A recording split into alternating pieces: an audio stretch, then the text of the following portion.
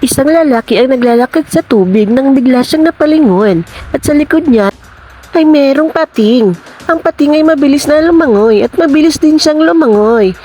Ayun, lumangoy na ngayong kalbo ay ang tao kasi nga mabilis lumangoy din ang pating. Sa di kalayuan, nakakita siya ng dalawang pinto. Pumasok siya at nagtago sa isang poste. At nakita niya ang isang kalahat. Magluluto sana siya.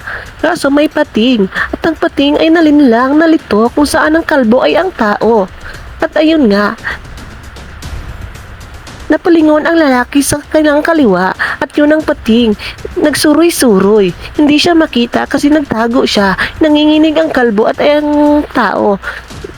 Sa kanyang takot ay nagdasal siya. Nakakita siya isang parot na nasa kalaha. Ang parot ay hindi nagsasalita. Hindi kumikibo. Kaya yung kalbo, pilit na nakausap siya. At ganun, bigla siyang sinakmal ng shark. At ang shark ay mabilis na kinain ang parot. Umakyat ang lalaki kaso nahulog sa tubig. At ayun nga, lumangoy na naman yung kalbo ay ang tao. At ay ang tao ay lumangoy. Nakakita siya ng oven sa di kalayuan. Mabilis siyang lumangoy papunta sa oven para makapasok sa pintuan. At ang shark ay mabilis na pumunta sa kanya para kainin siya. Ngunit nasara ng lalaki ang pinto, hindi siya nakain. Ay, salamat. At ang pating ay pilit siyang kinakain. Pilit niyang tinutusok yung kanyang simod sa salamin para mabasag ito. At yun nga, naka-on ang oven. Yung lalaki ay nagtaka kasi naka-on yun. Ipinatay niya naman yun, burnout yun. Kaso nag-on, biglang bumalik yung kuryente. At yun nga, tinusok ng pati yung salamin. Muntik nang mabasag. Merong palakol ang lalaki at pinupukpok niya yung atop. At ang atop ay nabasag. Nabasag na yung atop. Kagawa siya ng butas para pumasok doon.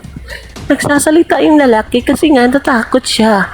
Ito yun nga, isang hampas na lang ng simod ng pating at mababasag na yung salamin. Mabilis na pumukpok yung lalaki. At ayun, nakagawa siya ng butas.